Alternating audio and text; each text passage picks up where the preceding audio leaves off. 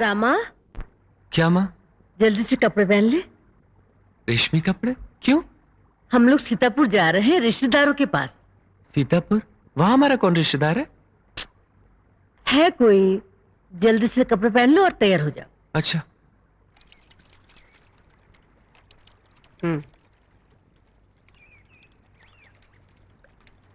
ए बुढ़िया, हाँ? संभल के रंग लगाना हो। एक भी बाल मेरे को सफेद नहीं दिखना चाहिए। हाँ, जल्दी करो, जल्दी करो।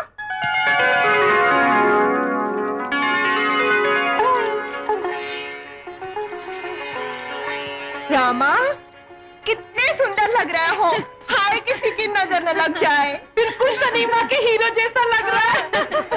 बिल्कुल ठीक कहा। जमना चाची, तुम कैसी हो गई? तुम्हारे सफेद बालों को क्या हुआ? ये मैंने बाल काले किए। और देखो रामा, आज हम जहाँ जा रहे हैं ना, वहाँ मुझे चाची चाची नहीं पुकारना। फिर? मेरे को दीदी दीदी कह के पुकारना। बुढ़िया, क्या तुझको दीदी दीदी बुलाऊं? एक मारूंगा। दीदी क्यों? रामा तुम्हें छोटी बहना कहेगा। ये ठीक रहेगा। बेशरम। चलो चलो। अरे मेरी छोटी बहना, छोटी बहना। छोटी मालकिन, छोटी मालकिन। क्या बात है हरिया?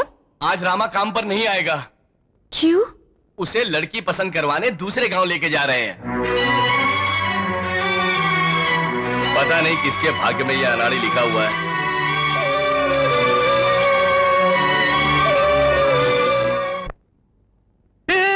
नमस्ते, आइए आइए, बैठिए बैठिए। नमस्ते। मैं लड़की की माँ हूँ। हाँ? नहीं नहीं, बाप हूँ, बाप। बैठिए बैठिए। आप भी बैठिए। मेरी बीवी वो तो अभी आती ही होगी। जरा। क्यों माँ, तुमने तो कहा था हम किसी रिश्तेदार के यहाँ जा रहे हैं। ये कौन है? लड़की के बाप। हम तेरे लिए लड़के देखने आए हैं। शादी? मुझे शादी नहीं करनी, मैं जा रहा हूँ। रामा, ऐसे नहीं करते। ठीक से बैठो। क्या दुल्हा क्या बोल रहा है? कुछ नहीं जी, शर्मा रहा है। आजकल तो सारे लड़के सिगरेट पीते हैं, उसमें कोई गलत बात नहीं है। अरे माँ, ये तो बहरा लगता है। बहरा हुआ तो क्या हुआ? हमें तो लड़के से मतलब है ना। मैं बुरा नहीं मानूंगा। आजकल तो शराब पीने का फैशन है। मैं भी कभी कभी अपनी बीवी को बताए बगैर 2 घूंट शराब पी लेता हूँ। हाँ। आ गए आप। मैं जरा अंदर थी। मैंने कहा तब तक आप जाकर बातचीत कीजिए। की या नहीं? हाँ, बातचीत तो की, लेकिन हम जो कहते हैं ये सुन नहीं सकते। बेटा, नहीं नहीं नहीं, हम दोनों को बेटा नहीं, सिर्फ एक लौती बेटी है। माँ, ये भी बहरी है। चुप। क्या? लड़का लड़की को देखने के लिए उतावला हो रहा है। लड़की अभी आती ही होगी। माँ, मुझे यहाँ क्यों लाई? कौन सा पाप किया मैंने? रामा, देख लड़की आई है। रामा देख। देख। नहीं नहीं।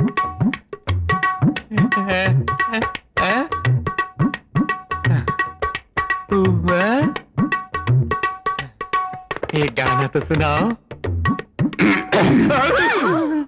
धक धक करने लगा, मोरा जियरा डरने लगा। धक धक करने लगा, मोरा जियरा डरने लगा।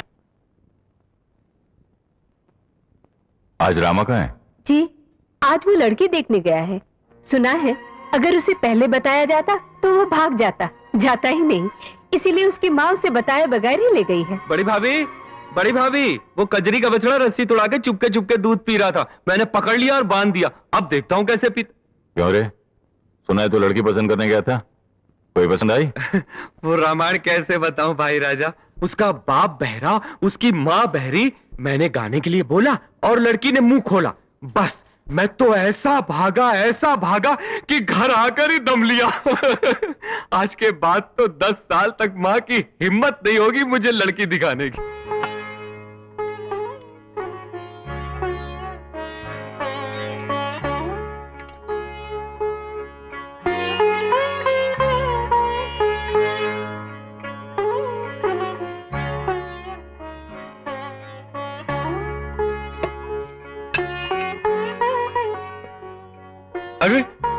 ये क्या मालकिन, आप झूठी थाली में खाना खा रही?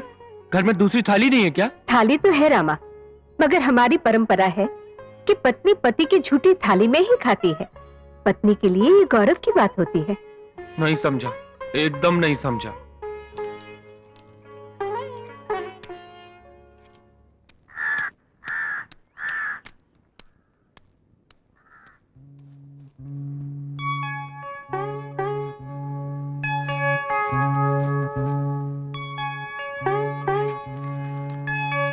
हमारी परंपरा है कि पत्नी पति की झूठी थाली में ही खाती है।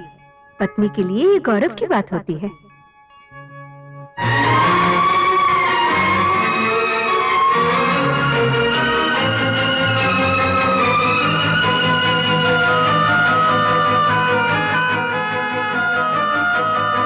कौन सी जरूरी बात है जिसके लिए तुमने हम तीनों को यहां बुलाया? मैं नंदिनी के बारे में बात करना चाहती थी। नंदिनी के बारे में? क्या हो गया नंदिनी को? अभी तक तो कुछ नहीं हुआ, लेकिन मुझे डर है कहीं कुछ हो ना जाए। आखिर बात क्या है? साफ साफ बताओ। नंदिनी अब जवान हो गई है।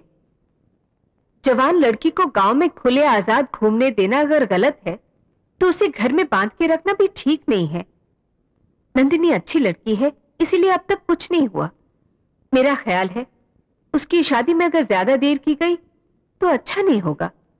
और फिर छोटे राजा ने भी साफ साफ कह दिया है कि जब तक नंदिनी की शादी नहीं होगी ये भी शादी नहीं करेगा।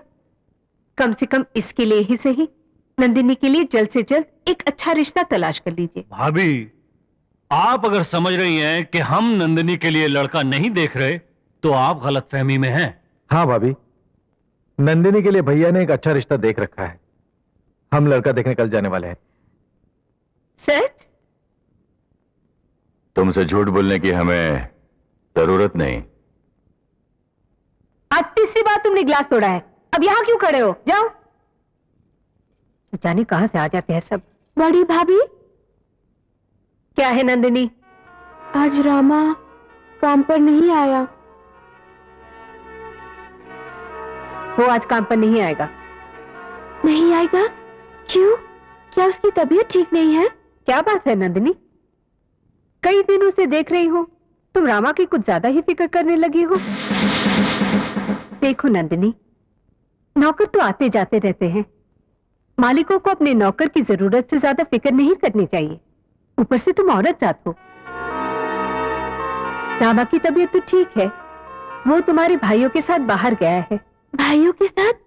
कहाँ? तुम्हारे लिए वर देखने।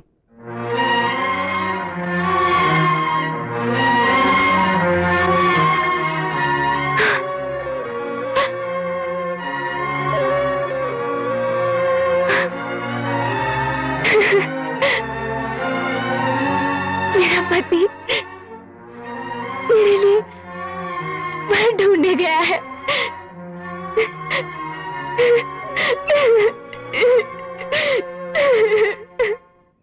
मैंने आपसे पहले ही कहा था इस अनाड़ी को साथ में मत लेना।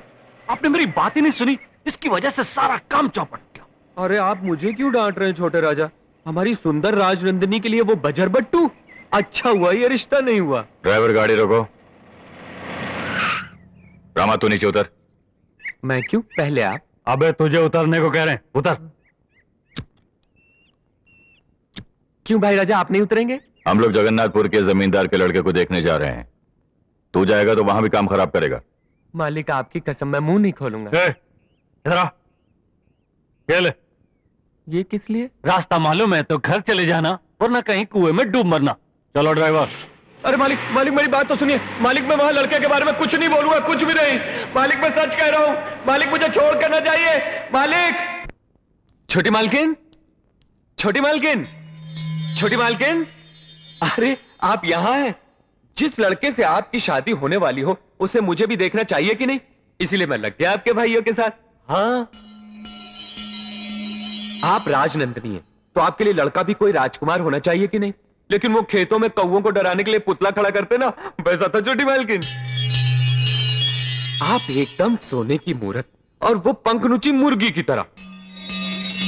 यही बात मैंने सबके सामने बोल दी, बस भाई राजा ने थप्पड़ मारा, रास्ते में उतारा और दूसरा लड़का देखने चले गए। मैंने मार खाई, उसकी परवाह नहीं मुझे, लेकिन उससे आपका रिश्ता नहीं हुआ, इसकी मुझे बहुत खुशी हुई छोटी मालकिन। अरे घर में कोई नहीं है, भाभी लोग कहाँ गई? आज व्रत सावित्री की पूजा है, मंदिर गई है। ये व्रत सावित्री की पूजा क्या होती है? ये पूजा पत्नियां अपने पतियों की लंबी उम्र के लिए करती हैं। क्या सचमुच इससे पति की उम्र लंबी हो जाती है? हाँ। देखिए ना, अगर मेरी माँ ने भी आप जैसे बड़े लोगों से सीखकर ये पूजा की होती तो मेरे बापू नहीं मरते ना। जो हो गया सो हो गया, अब आगे जो होना है उसके बारे में सोचिए।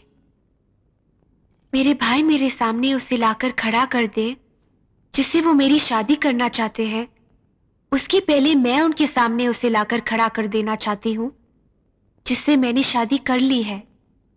चलिए मेरे साथ। कहाँ? जहाँ व्रत सावित्री की पूजा हो रही है। मगर वहां मैं क्यों जाऊं?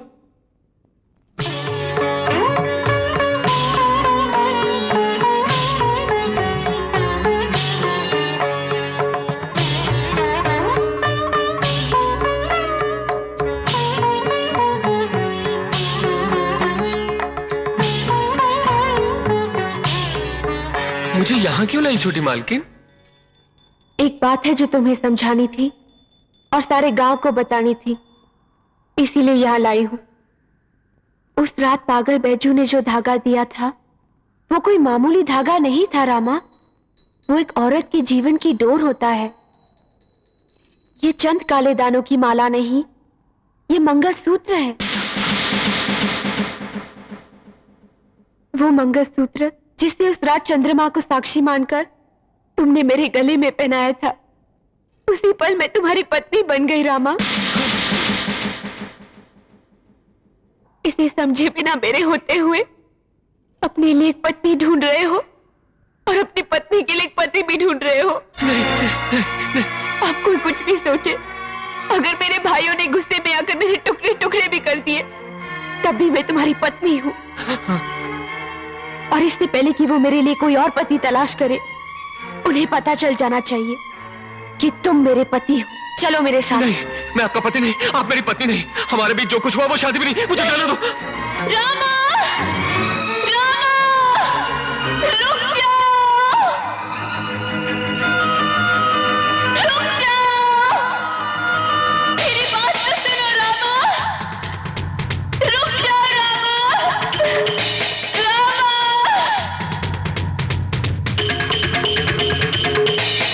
माँ, माँ, माँ।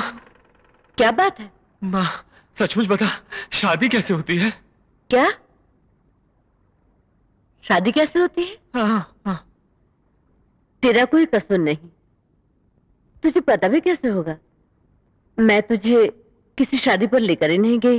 वो नहीं माँ, ये बता, शहनाई बजे तो शादी होती है ना? हाँ। हाँ। बैंड बजे तो शादी होती है ना? हाँ। हाँ, हाँ। दावत भोज हो तो शादी होती है ना? हाँ बाबा, होती है। ए, क्या बात है? उस नंदिनी को कुछ भी पता नहीं माँ। हाँ, बोलती है कि काले दानों वाला मंगलसूत्र गले में डाल दो, बस हो गई शादी। पगली कहीं की। नंदिनी ठीक ही कहती है। हाँ?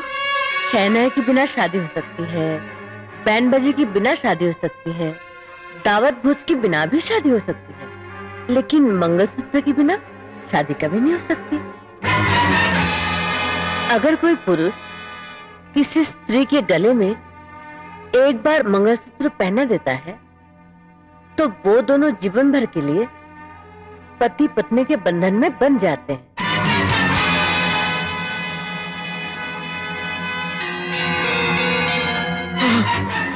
अब क्या होगा? माँ, नंदिनी के भाइयों की पिटाई से बचने के लिए मैंने उसके गले में मंगलसूत्र डाल दिया, तो क्या मेरी उससे शादी हो गई?